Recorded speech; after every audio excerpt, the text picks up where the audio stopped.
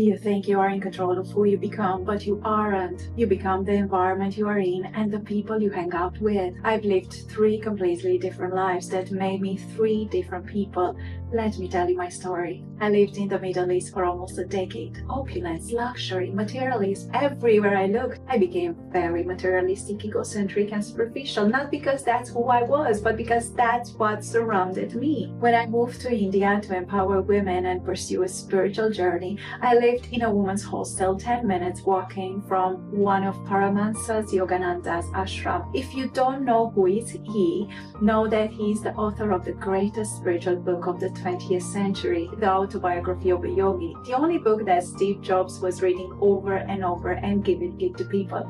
I suggest you read it. So, I was living next to the ashram by choice and a huge stroke of luck. Every morning, I would start my day at 5 a.m. exercising with my friends, the ladies from the hostel. Then, I would get ready and start my day with 7 a.m. meditation at the ashram led by the monks. Then, I would go about my day, returning to the ashram at 5 p.m. for the evening meditation. On weekends, I would attend all the meditation sessions. Sometimes, there were 8-hour-long meditations and I would be there. Also, I would attend every holiday event, whether Christian or Hindu, including New Year's Eve, because they had long meditations events that I would never miss. When I was not meditating or busy outside with my work of empowering women, I would take counseling sessions with the monks to help me on my spiritual path. I was so dedicated that when I moved 7 kilometers away from the ashram for a short period of time, I would walk that distance every single day to never miss the morning meditation. Slowly, without realizing, I became like the monks I spent my time with.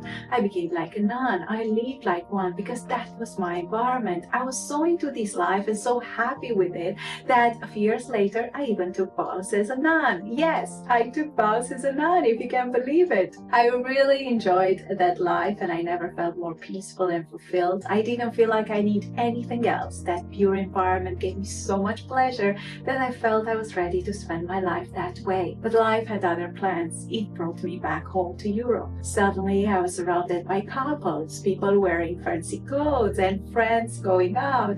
Now I had no ashram, no meditation hall, and no support for what I believed in. It was incredibly hard because I hadn't lived in this country for so many years, and also my values didn't match the environment I was in. But the environment changes you little by little without even you realizing it.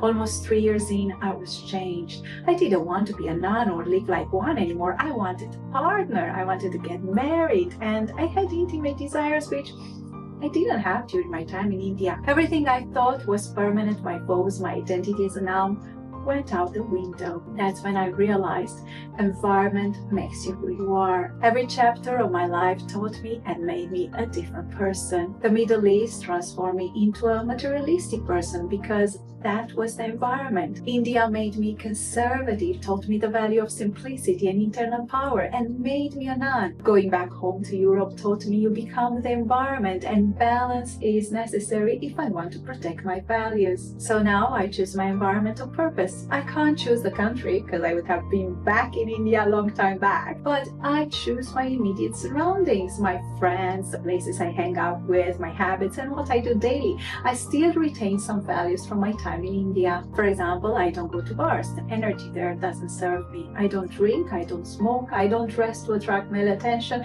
and I don't do casual relationships. I'm a little bit more conservative in some ways than my environment, but also I'm very liberal in others, which I'll not share. And that's okay. I'm happy with who I am. I still meditate daily. I keep my life simple. I choose my friends the same way, people with values and morals who lift me up rather than put me down. Here's what I want you to take from my story. You will become like the people you spend your time with.